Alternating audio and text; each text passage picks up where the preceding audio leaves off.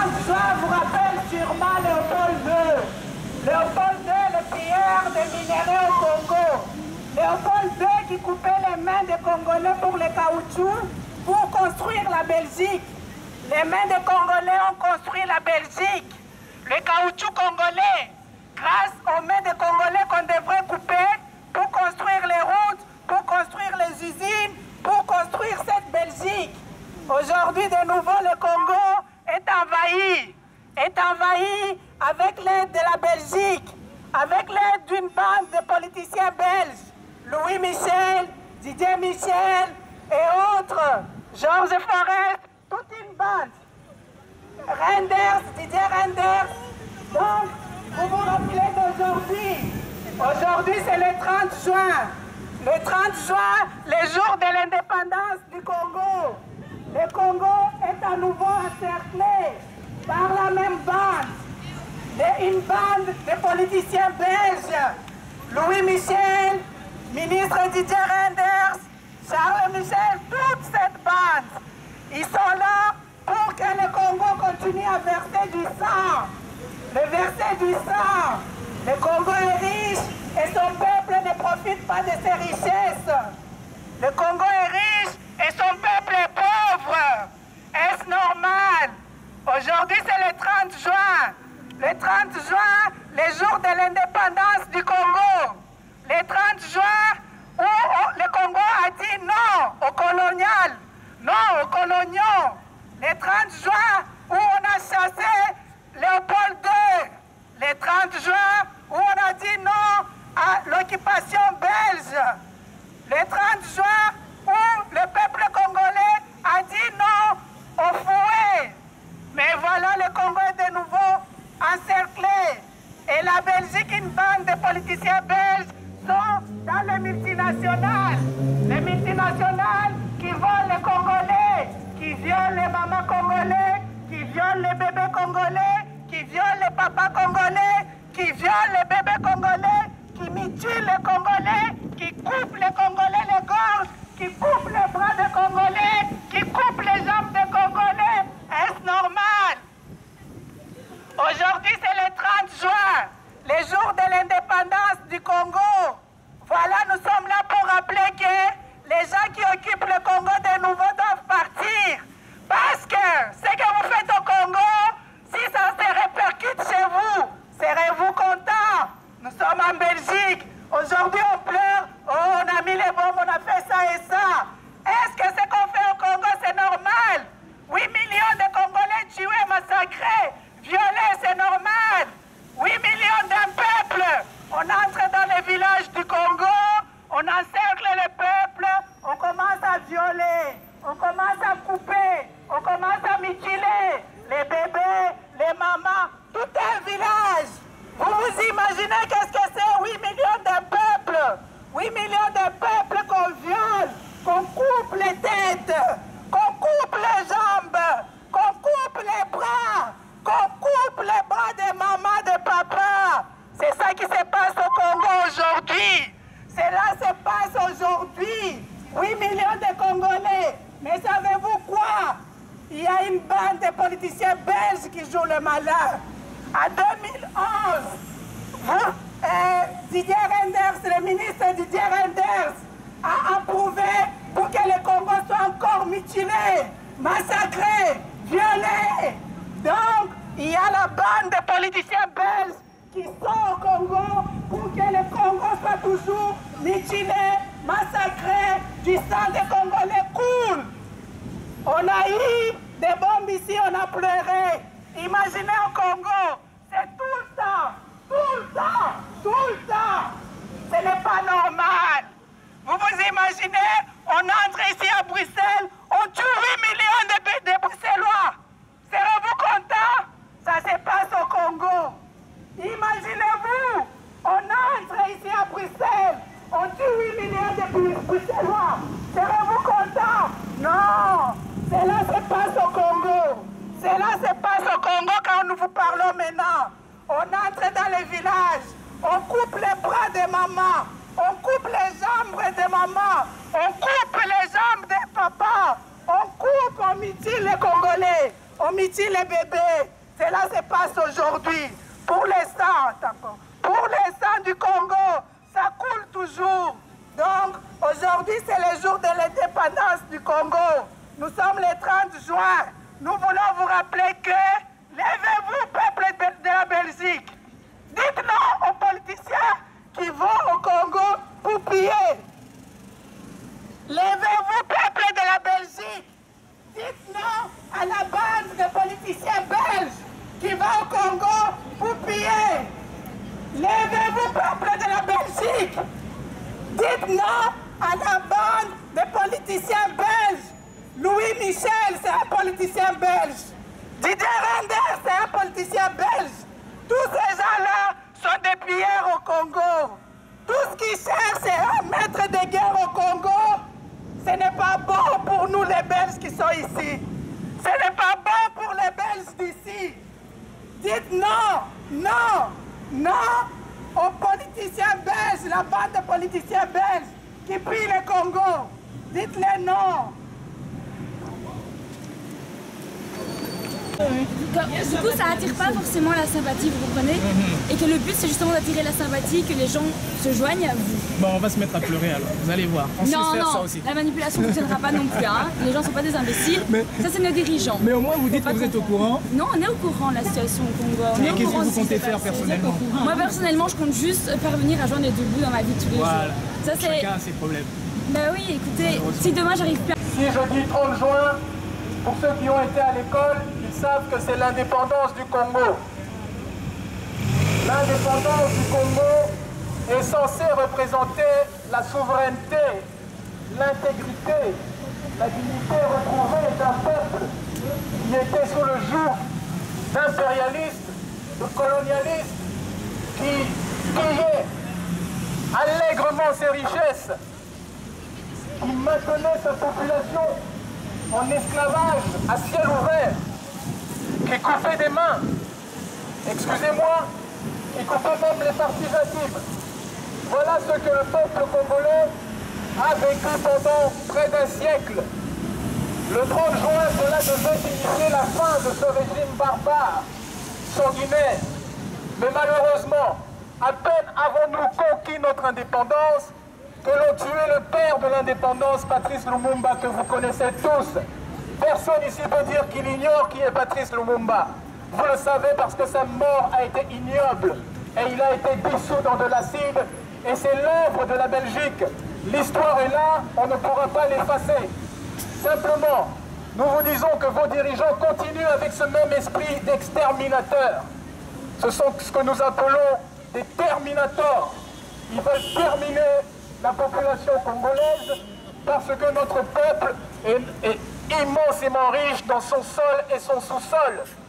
Ce peuple congolais est un peuple meurtri parce que sa terre est immensément riche. Aujourd'hui, les pouvoirs multinationaux et occidentaux utilisent le petit Rwanda comme proxy. On a fabriqué autour du Rwanda un génocide en toutes pièces. Il y a eu beaucoup de morts, mais c'était une guerre civile, car deux peuples sont morts, à la fois Hutu, à la fois Tutsi. Ça s'appelle une guerre civile comme il y en a eu partout, comme il y en a eu en Espagne, comme il y en a eu partout dans l'histoire. Mais pour les raisons de la cause, on a appelé ça génocide, afin de donner à Paul Kagame un plan-seing et un permis de tuer, a license to kill. Et il s'en sert allègrement car plus de 8 millions de Congolais ont déjà disparu de la surface de la terre sous l'ère Kagame. Sous le silence complice des médias. Ils le savent mais ils ne disent rien. Sous le silence complice de vos politiques. Ils le savent mais ils ne disent rien. Et ils sont prêts à reconnaître le génocide arménien plus de 100 ans après. Mais ils ne veulent pas parler d'un génocide actuel parce que leurs mains trempent dans ce sang innocent. On extermine des villages en une nuit. On entre dans les hôpitaux et on abat les malades. Est-ce que vous pouvez imaginer une telle barbarie? Ça se passe au Congo. Et les satellites américains voient cela, mais ils se taisent. Par contre, pour trouver une aiguille dans une botte de foin comme Ben Laden, il n'y a pas de problème. Mais voir ce qui se passe au Congo, non. Là, c'est la cécité totale. On a tué, on a explosé les gens à Paris. Tout le monde debout. On a tué, on a explosé les gens à Bruxelles. Tout le monde debout. Et nous avec. Mais on tue au Congo? Silence. Silence. Silence. Voilà le monde que nous sommes en train de fabriquer. Pensez-vous que ce monde qui manque d'amour est un monde qui pourra traverser ce siècle? Nous ne le pensons pas. Parce que ce que vous ne dénoncez pas chez vous, chez nous, se répercutera tôt ou tard chez vous. Léopold II a coupé des mains. Curieusement, vous avez eu la Première Guerre mondiale après. La Belgique a continué. Curieusement, vous avez eu la Seconde Guerre mondiale. La haine appelle la haine. C'est un état d'esprit. L'amour appelle l'amour. Or, nous, peuple bantou, nous vous avons tendu les bras. Nous vous avons ouvert la porte de chez nous parce que c'est ainsi dans notre culture. Comme nous l'avons fait pour le peuple Tutsi qui se retourne contre nous. Et aujourd'hui, ce peuple-là, que vous aimez tellement, a fait plus de 8 millions de morts au Congo à votre nom, au nom des États-Unis d'Amérique, au nom de la France, au nom du Canada, au nom de la Grande-Bretagne, au nom de toutes les puissances commerciales actuelles qui voient dans le Congo uniquement un grenier plein de matières premières à exploiter, peu importe le coût humain, parce que le nègre est une quantité négligeable selon eux. Mesdames et messieurs, je sais que vous avez des enfants et nous savons que vous les élevez dans le sens de l'amour et du respect d'autrui. Nous savons que quand vous votez pour des politiques, vous vous imaginez qu'ils font le travail pour lequel vous les avez assignés à ces postes, c'est-à-dire gérer en bon père de famille. Permettez-moi de vous apprendre que ce sont des desperados, ce sont des criminels qui trempent leurs mains dans le sang innocent des Congolais uniquement pour devenir riches rapidement et aller planquer ce magot dans les paradis fiscaux. Nous sommes le 30 juin 1960 et c'est la date indépendante de l'indépendance du Congo. Et bien nous n'avons aucune indépendance à célébrer. Parce que, bon souvent, ils sont en train de perpétuer ce modèle. Ils sont en train d'essayer de nous préparer la continuation du régime d'Hippolyte Kanambe que vous appelez Joseph Kabila par Moïse Katumbi. Un garçon qui n'est même pas congolais. De surcroît, il est métis. Il n'y a pas de racisme au Congo. Mais notre constitution est claire. Nous avons une terre qui est menacée et nous avons bloqué cet article qui permet uniquement aux Congolais de se présenter aux élections tant que l'enfant n'a pas durci ses os, ce qui est normal.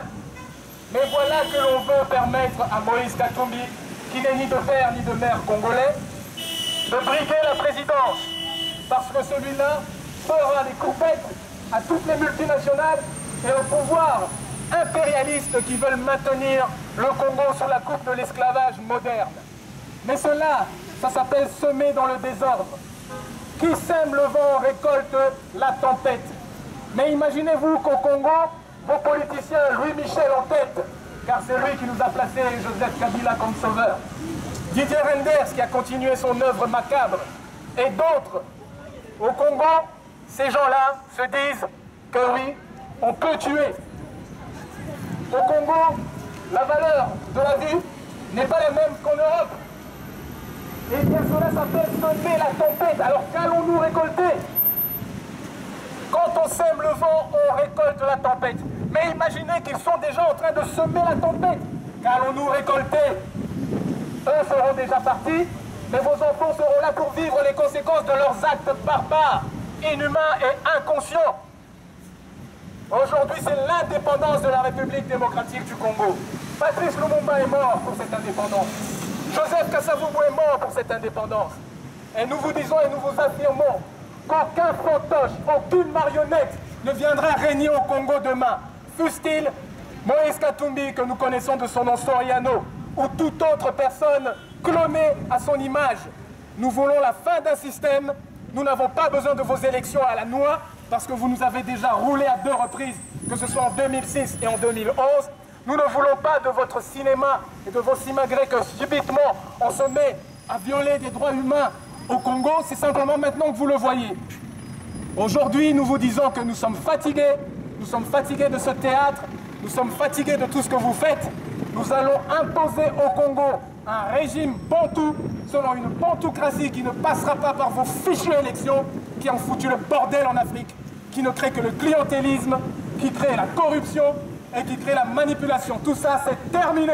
on vous laisse votre modèle soi-disant démocratique, gardez-le vous, faites-le chez vous, faites les Brexit, sortez de l'Europe, trichez aux élections comme vous l'avez fait ici en 2014 pour sortir Laurent Lui, subitement vos ordinateurs tombent en panne comme au Congo, on n'en veut plus de votre système merdique. Nous revenons à la sagesse africaine, pendant des milliers d'années nous avons vécu en paix, en autarcie, nous n'avons manqué de rien et nous ne sommes pas venus chez vous. Nous aimerions juste vous rappeler que c'est vous qui êtes venus chez nous. C'est une réalité que vous semblez oublier. Nous ne sommes pas venus chez vous, vous êtes venus chez nous. Et vous avez foutu le bordel. Vous avez foutu le bordel. Assumez-en les conséquences. Nous voulons rentrer chez nous, mais pas avec des gouvernants que vous supportez, qui pillent et qui sucent à blanc le pays. Nous voulons rentrer chez nous dans un régime où nous pouvons parler sans mourir. Nous voulons rentrer chez nous dans un régime où nous pouvons emmener nos enfants à l'école sans crainte. Nous voulons rentrer chez nous dans un pays minimum organisé, pas dans une dictature que vous supportez. Cela, ça suffit. Nous n'avons pas besoin d'être chez vous. Nous vous le rappelons, nous n'aimons pas votre pays, nous y sommes forcés, contraints. Parce que le noir n'est pas fait pour le froid. Vous avez un beau pays, certes, rendu bon par l'argent du Congo et des colonies, mais ce n'est pas chez nous. Alors laissez-nous de grâce mettre de l'ordre chez nous sans que vous vous en ingériez du matin au soir en nous imposant qui nous devons aimer, qui doit être opposant, qui doit être élu président. Donc vous nous donnez la permission maintenant de voter, mais c'est vous qui élisez nos dirigeants. Cette comédie-là, ça suffit. Cette comédie-là, ça suffit.